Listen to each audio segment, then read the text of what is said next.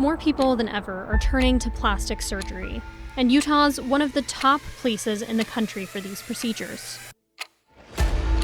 As plastic surgery becomes more and more accessible, sometimes we have actors that aren't trained as well or don't have the patient's best interest at heart come into play. So what happens when a surgery doesn't go as expected? I had no idea what I was getting into. I'm Fox 13 investigative reporter Taylor Stevens.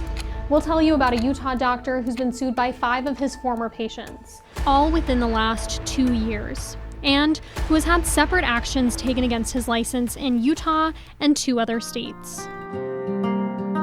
It's something that I've been wanting to do for years and years. That's Roiann Marrelli, a mother of 3 who says her body was never the same after having kids. But pictures on social media, they seem to promise she could turn back the clock. And everything's photoshopped, but you don't realize that. Like, you just want to see this girl has just got this beautiful body and she looks so great. Why not look into it, right? In 2021, Marrelli decided she was ready to take the leap.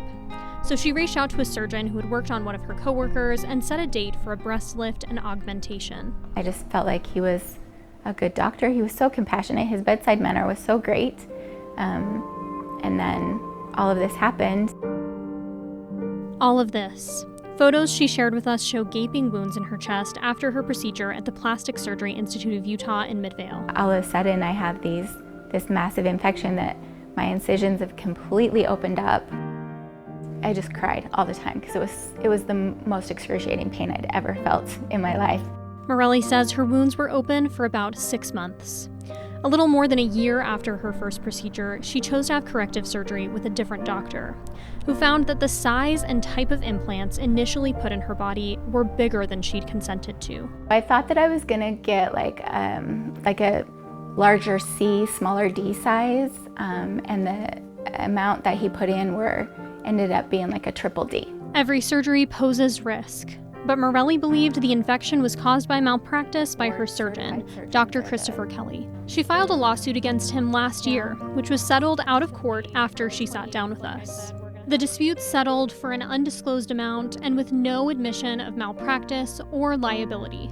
In the lawsuit, Marrelli alleged she went into the surgical room in her street clothes rather than in a sterile hospital gown. That's something Kelly denied. She also shared post-operative instructions with us that provided few details about how to care for her wounds. She felt these instructions were insufficient to prevent infection, and she alleged that the larger, heavier implants contributed to the risk of her incisions opening up, a claim Kelly also disputes. At the time of her surgery, Marrelli says she believed Kelly was a board-certified plastic surgeon. She later learned that wasn't the case. I went in there to try and feel better about myself, or to make myself feel better. I mean, that's what you do with plastic surgery. And I came out not feeling that way at all. Marrelli is one of 5 former patients who has recently sued Kelly for medical malpractice. Like Marrelli, one woman claims she received breast implants that were not the size or type she had consented to. A third woman says Kelly burned her with a laser during a fat removal procedure. A fourth man says he received inadequate wound care instructions after Kelly performed a neck lift that resulted in infection.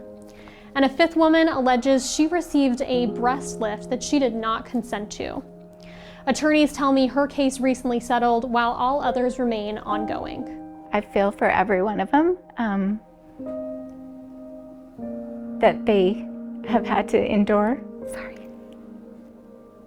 some of the same pain that I have. Because it's not fun.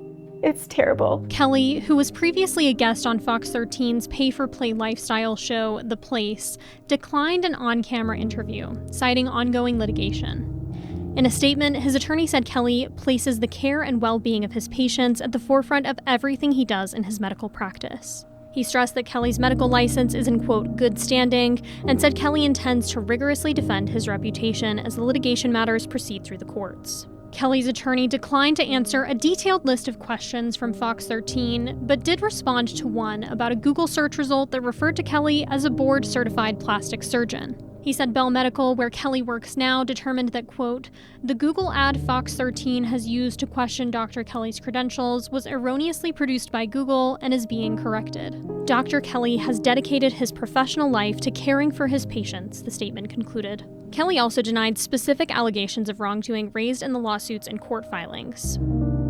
Stephen Williams, president of the American Society of Plastic Surgeons, says it can be difficult for patients to understand the difference between someone who's board certified and someone who's not. Some of that confusion is generated by people looking to, profit based on that confusion. Doctors certified by the American Board of Plastic Surgery must receive a minimum 3 years of training in the field, complete continuing education, and agree to the board's code of ethics. And while some people think their doctor has to be board certified to do plastic surgery, that isn't the case. Any licensed physician can perform these procedures, so long as they had some form of general surgery or plastic surgery rotation in their training. That's according to the Utah Division of Professional Licensing.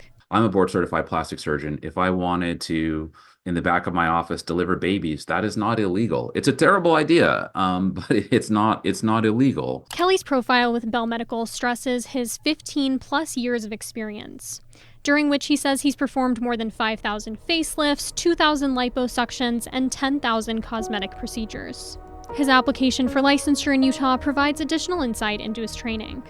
After graduating with his medical degree, Kelly did a 2-year residency in plastic surgery, then a 6-month cosmetic and reconstructive surgery research fellowship. While reporting this story, we found records from Washington State and Michigan showing he's faced actions against his license in the past. Those records go as far back as 2007, when an order from the State Department of Health shows he attempted to form a romance with a patient in Washington State. He invited her to move to Michigan with him and his sick wife, so he and the patient could start a relationship if his wife died. The patient also alleged that Kelly touched her inappropriately when he performed a rectal exam. He said he did that to address bleeding. Washington State ultimately found Kelly had committed unprofessional and sexual misconduct and required him to pay a $5,000 fine and complete a medical ethics and boundaries class. I think if someone has multiple disciplinary actions against their license in multiple states, that is a huge, huge red flag. With one reconstructive surgery done and another on the horizon, Marrelli says she's starting to feel like herself again. But she also thinks about everything her surgery has cost her.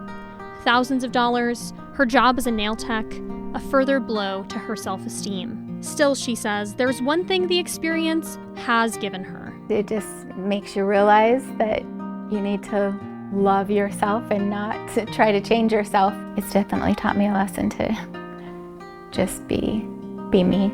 Taylor Stevens, Fox 13 News, Utah.